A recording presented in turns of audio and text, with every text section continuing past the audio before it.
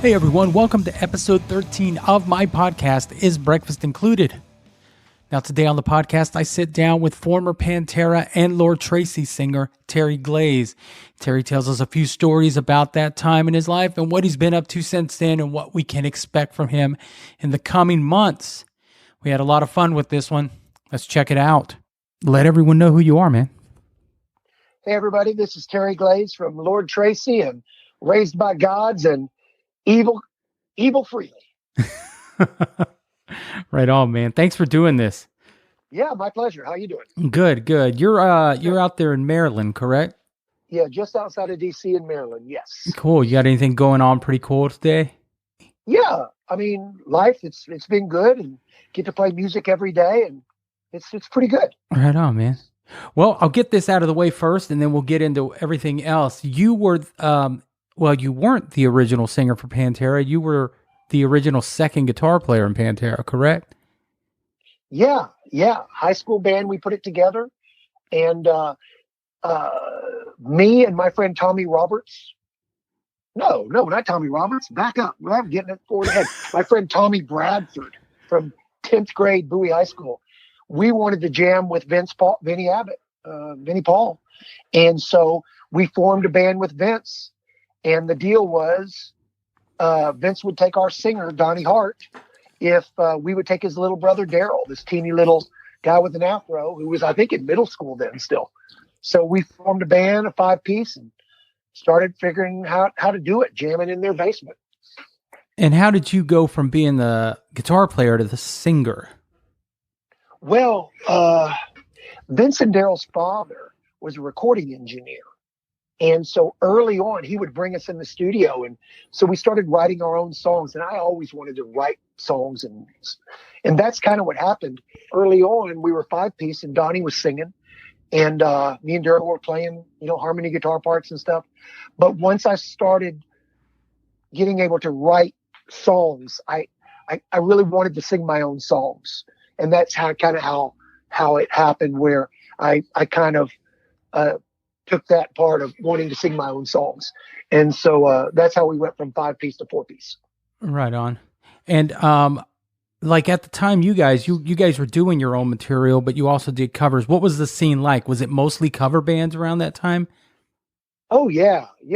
We started off playing parties and skating rinks and whatever.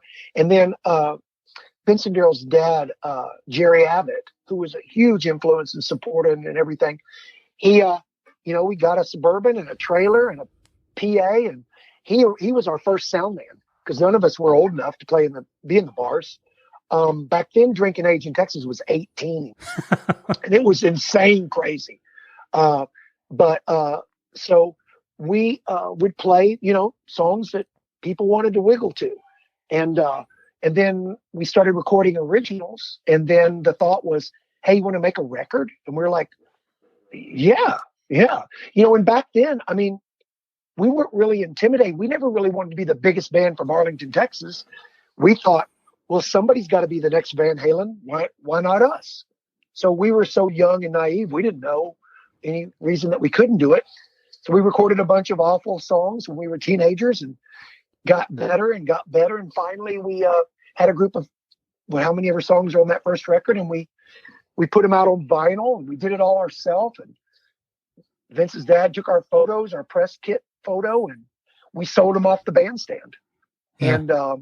And so, that was the first record. And it was mainly, and then we started going, we could play some originals. And by the time we really got it going, we'd play 3 sets a night. And the first set would be like dancey, whatever was popular of the day, like New Ozzy or New Kiss or whatever was on the radio. And if we heard a song new that day, we'd tape it off of the radio on a cassette and go learn it and freaking play Bark at the Moon before anybody knew the song yet. And then we'd play a second set would usually be originals. And we had pyro and smoke and we had a cool show. And then the third set would typically be heavier stuff. And it got heavier and heavier as the band went on. Yeah. So you recorded three albums with them, right? Metal Magic, yeah. Projects in the Jungle, and I Am the Night. And then you left the band. Yes. And was that split? Was it amicable? Like, did you got both parties decide like, hey, we're going to go separate ways? Well, it wasn't musical differences. You know, it was the 2 hours on stage was heaven. It was Mm-hmm. the other 22 hours a day of the year of the day or whatever. The other 22 hours that was difficult to coexist. You know, Yeah. so it wasn't music. Man, I loved playing with those guys. They were such a great band, and but we just couldn't agree on business and stuff like that. And we were all young and dumb, and I just moved on to the next thing. Right on. And But I never. But pretty lucky that your first real band, you're in a band with musicians that great, especially the guitar player. He was pretty good. yeah, he was, right? Yeah. Well, I remember listening to you guys. We were in high school, and I remember I was introduced to you guys right around Projects in the Jungle, and that one of my favorite tunes to watch you guys play was "Come on Eyes." Oh, I love that song. Yeah. And our little high school band attempted to learn to play it, but there was no way we were going to match that guy on guitar. Oh yeah, I got to hear that. If you got copies of that, I want to hear that. No, they were all burned. After you left, you got together with a few other guys in Dallas and formed a band called Lord Tracy. Yes. Yes. Man, let's talk a little bit about Lord Tracy. I had seen a bass player named Kenley Wolf, whose nickname was Barney. I had seen him playing bass for a local band called Lightning. Guitar player, the leader of that band was guitar player Rocky Athos, just an amazing guitar player. And Pantera, we never had a day off. So every now and then we might see another band. But I'd seen him play, and it just blew me away. And then sometime after that, Pantera played a show at the Bronco Bowl with Taker, and Lightning opened the show. I don't remember it, them at the show. I wasn't there early enough, but and then so Barney opened for me once, so that was cool. And then, when I was thinking about moving on from Pantera, the first person I thought was, man, I'm gonna go find that bass player named Barney, and I'm gonna start a band with him because, I was so confident. I thought I'll be able to talk him into it. And so I leave Pantera, and there weren't a lot of lead vocalists that were having success in at that time. So I started getting calls from lots of bands wanting me to come check them out. And I get a phone call from this guy named Jimmy Ruzidoff. And he has a band with his two friends, Chris Craig and Barney. And they're friends from Memphis, and they all had moved to Texas. And so they said, "Do you want to come over and jam?" Well, I went over there with the express, purpose was I was going to steal Barney away from them. And, they knew me because they had come out and seen me play before. I think Matley's, they came out one night. I remember I said, "What's your name of your band?" And Barney said, "Doctors of Death and Demonology." And I said, "Oh, cool, 3D. And they're like, "Oh, whatever." And they ended up calling their band 3D. And so I went over there, and coming from Pantera, everybody thought that I was into super heavy metal, and I like it. But my favorite band is Cheap Trick.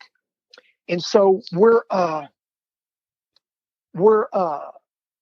jamming, and then they say, "Hey, do you want to play this Cheap Trick song?" I think it was California Man. They didn't know Cheap Trick was my favorite band. And we played the song, and I was so happy, and it was so great. And they were like, "Hey, we're playing in Memphis next week, and you want to go?" I was like, "Yes." And we went to Memphis. I'd never been.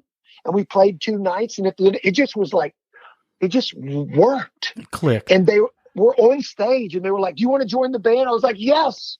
And so all of my pre-plans of stealing Barney were out the door. I didn't really think this through. And, so that's kind of how that went down. And that's how I got in the band. I had no intention of joining the band. It just happened. Cool. And then you guys recorded an album, Deaf Gods of Babylon. That was your first. You guys got a record deal. Yeah, the record deal was kind of interesting in that we were playing in Memphis, and there was an A&R guy from Chrysalis named Paul Burton, and he was in town to see some other act. And I don't know what happened, but that act canceled their show.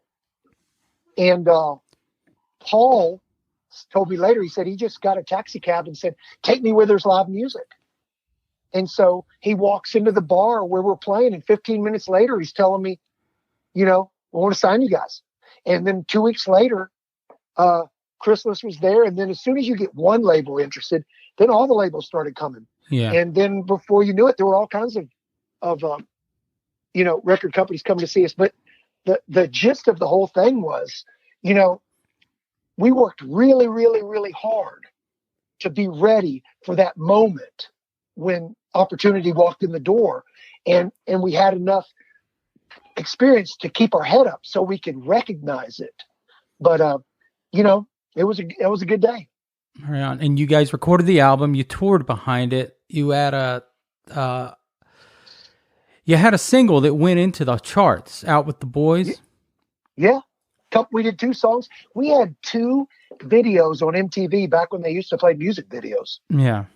And you guys toured through 91. At that time, the band kind of went on hiatus, or did you guys disband? Or well, we did that one big tour with Evel Frehley, which was amazing.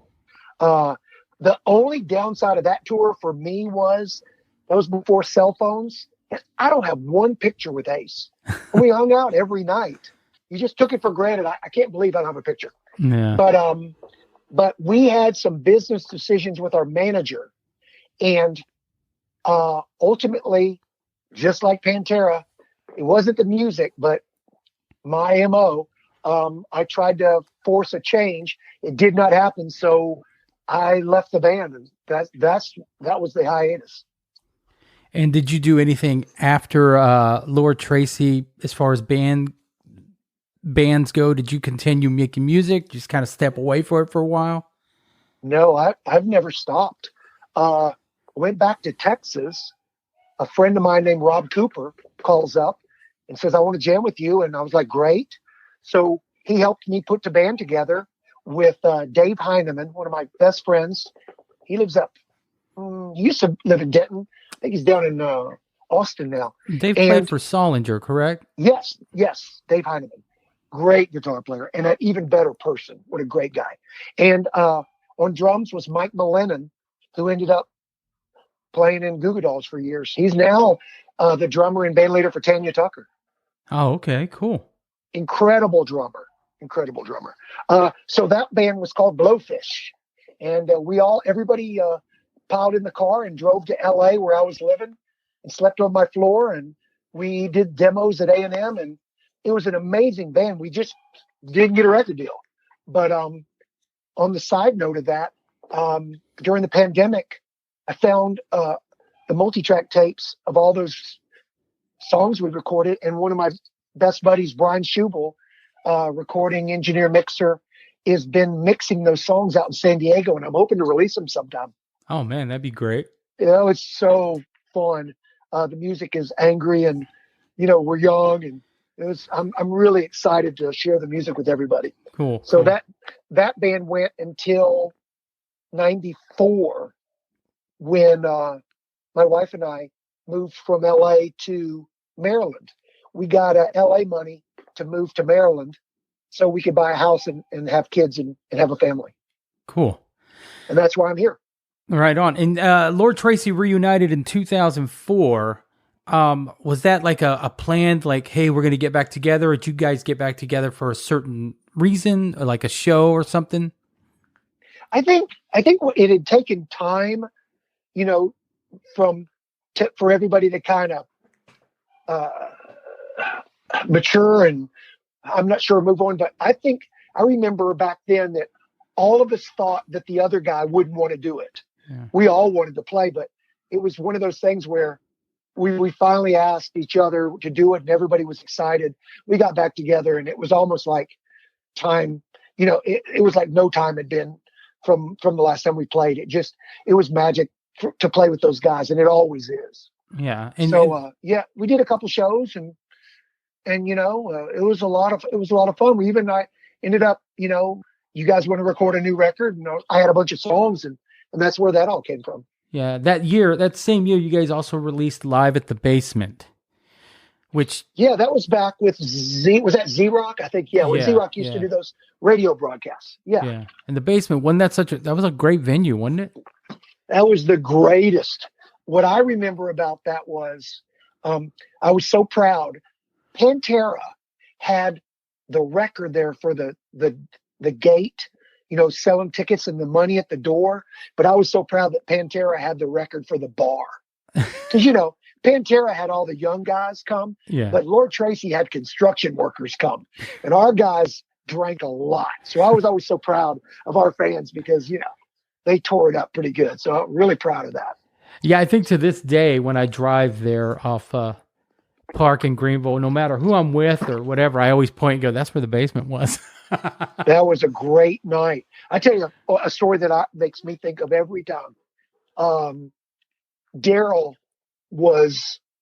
came to a show of ours. This was before Vulgar Display came out. And he jumped up on the stage, he stage dived, and it was just so great to see him. And after the gig, we went out in his limo, and he had a cassette of the Vulgar Display record, and he played me the record in the limo, and he air guitared, Mouth for War. And I still remember how amazing it was. And it was just so incredible. I can still see him, back there playing his Van Halen riffs. It was so cool. Yeah, I know this isn't an interview about Pantera, but I'll just say this. Daryl always made you feel like you were the only person in the room. The few times that I hung out with him, he always made you feel like you guys have been friends forever. He'd give you the shirt off his back. Greatest guy. He would. Greatest guy. So what do you got going on now, man? You got anything going on that you're working on now? Actually, several things all going at the same time.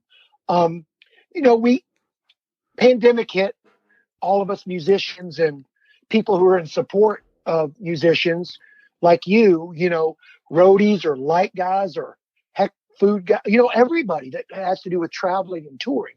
It just shut us all down. And I'd heard people say, oh, you guys had all this free time but you got all depressed and like Rick Nielsen said, it felt more like a sentence, like you can't do what you want to do or what you do. And so for the first several months, the only thing you felt like writing or creating was kind of bummer stuff for me.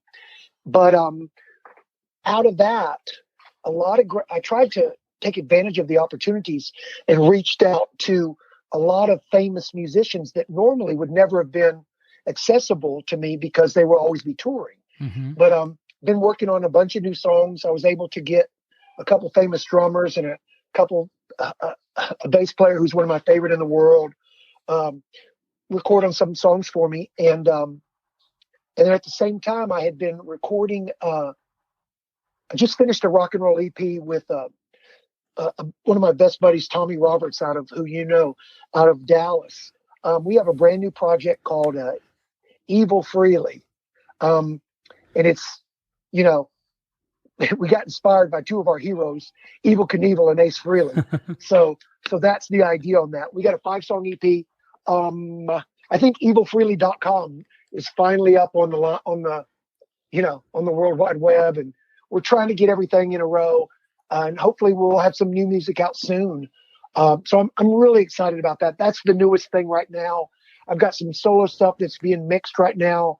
The Blowfish record with Rob Cooper, Dave Heineman, and Mike Millennon is out being mixed in San Diego. And then my most favorite duo, which I've been doing with my friend Mike Harrington, that project band is called Raised by Gods. Okay. We put out a couple records over the last decade, and that's the most favorite stuff I've done. Mike is just an incredible songwriter, musician, drummer, and I've got a handful of songs that I'm working on finishing that. So, I mean, it looks like I'm going to have enough stuff, new music to kind of drip release it for the next year, because I don't want to dump it all at the same time. But really excited. Kind of dole it out appropriately. I hope so, but I'm really excited to share all this stuff because everything is coming out, and I'm really proud of the stuff. Right on. Will Evel Frehley be playing any shows in the Dallas-Fort Worth area? We are actually talking about that. So Evel Frehley is me on vocals and guitar, my friend Tommy Roberts on lead guitar, Kenley Wolf or Barney from Lord Tracy is on bass, and the drummer is Taz Bentley from Dallas also. And Barney and Taz have played with me for the last over 10 years with 76, a band that when I would fly into Dallas and we'd get together with Brian Harris and play shows, open up. We had some big shows with some bands at Gas Monkey Live and, a great live band too. But we were just talking about that, Tommy and I, trying to figure out a way. We're going to try and maybe set up a gig like at a convenience store or something like that. And do something that nobody does, something crazy like that. So that liquor store here in Denton, maybe? That's the one I want to play. Oh, serious? Yeah. That's where I want to play. Yeah. Tommy told me about it. He goes, I want to play that little place. I was like, yeah, I want to do that. That's right up the road. I can walk there. Oh man, maybe you can put in a good word with us. I'm your official booking agent for all liquor stores. Only liquor stores, though. Only liquor stores. That would be amazing. Well, Terry, the podcast is called "Is Breakfast Included?" And if breakfast was included, what would you have, man? If I could have anything, all right, I would have breakfast at Snooze, a breakfast joint. There's one in Fort Worth, but the one I like is in Tempe, across the street from the college, and they have these little pork carnita with eggs and beans. It's kind of like Eggs Benedict, but more like Tex-Mex.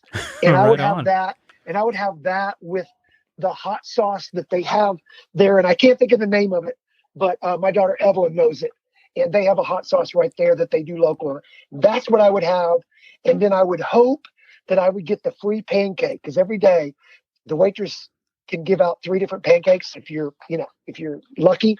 And I would want the one with probably the blueberry one, probably. Yeah.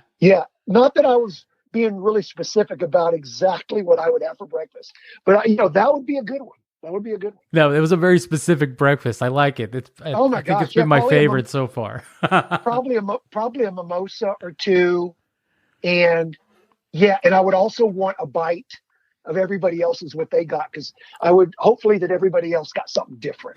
That's the way to do it, right? Man, that's the way I like it. Well, man, where can people find you on social media? Do you have any of that? Instagram, Facebook? I do. I think it's terryglaze.com and Terry Glaze on Facebook and Terry Glaze on Instagram, and the brand. And so all the links are probably on terryglaze.com.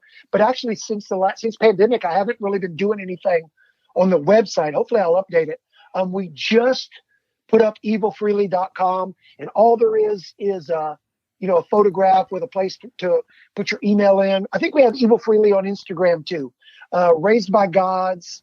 I think there's a lordtracy.com. But yeah, just reach out on Facebook, send me a message. The Instagram stuff I love just because I like rock and roll photos and stuff. And I have pictures of fuzz pedals and cool old Vox amps and Telecasters and pictures of Ace Frehley and Evel Knievel and stuff like that. Right on, man. Well, before I let you go, I just want to say this, man. You and I share a mutual friend, Russ Rojas, and I reached out to him to get in touch with you. You were part of my teenage years, going to see Pantera, then going to see Lord Tracy. I've always respected you as a songwriter and a showman, a frontman, a great frontman. Oh, thanks, man. So I really appreciate you doing this, man. When I started this, I just kind of wanted to talk to people who kind of I found interesting, and I never thought that I could reach out to some of the people that I admired in this industry and they would say yes. So thank you for doing this for me, man. My pleasure, man. It's really nice. And for Evel Frehley, if there's any liquor stores out there that want to book them, hit me up. We want to play your liquor store. Right on. Well, buddy, I'm going to let you go for the night, and I do thank you for doing this. All right, man. Hope I see you on down the road sometime soon. All right, brother. Take care. Cool. Bye. Right on. That was Terry Glaze. Check out his website at terryglaze.com and see what he's been up to, as well as what he has coming up. I can't wait to hear the new band, Evel Frehley. All right, I'm done. You guys have a great day. And until next week, we'll see ya.